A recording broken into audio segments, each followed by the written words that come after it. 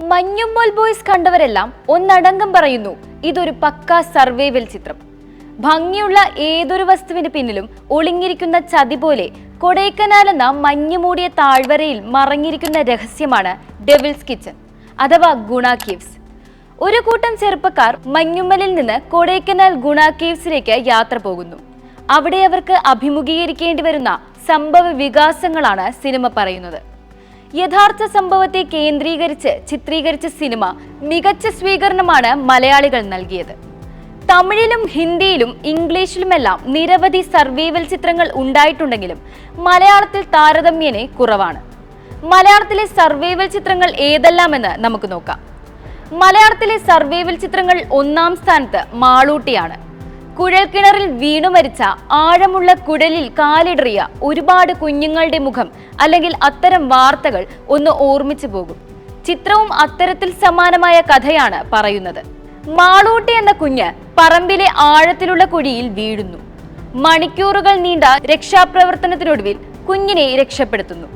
പേടിച്ച് അരണ്ടു പോയിട്ടും കയ്യിലെ പാവയെ മുറുക്കെ പിടിച്ച് മാളൂട്ടിയെയും ഉറക്കത്തിൽ ഉണർത്താൻ ആ കുഞ്ഞു മുഖത്തേക്ക് നീണ്ടുവരുന്ന വെള്ളത്തിന്റെ പൈപ്പുമാണ്. കണ്ണു നിറഞ്ഞും നെഞ്ചിടിച്ചുമാണ് ആ രംഗം അന്ന് മലയാളികൾ കണ്ടത്. ഭരതന്റെ സംവിധാനത്തിൽ ഉർവശിയും ജയറാമും മികച്ച അഭിനയം കാഴ്ചവെച്ചെങ്കിലും കയ്യടി നേടിയത് മാളൂട്ടിയെ അവതരിപ്പിച്ച ഷാമിലിയായിരുന്നു.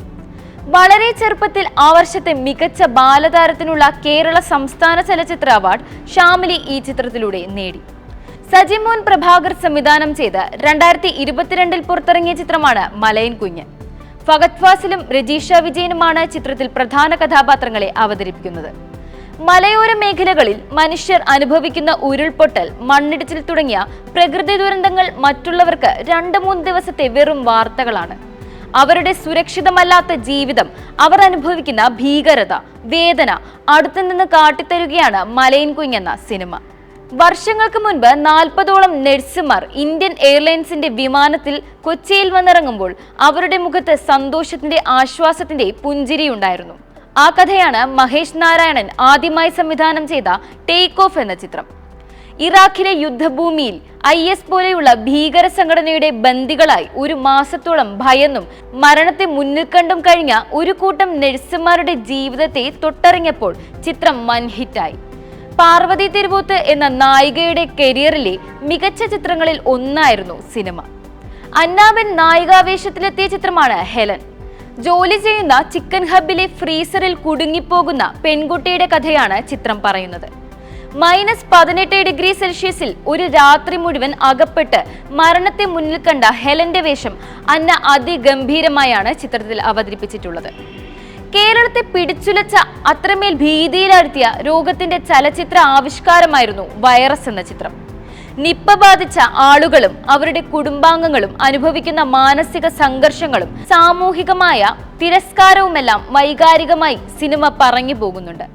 ഒപ്പം അതിജീവനത്തിന്റെയും ഒരുമയുടെയും പാഠങ്ങൾ കൂടി നൽകുന്നുണ്ട് വൈറസ് എന്ന ചിത്രം.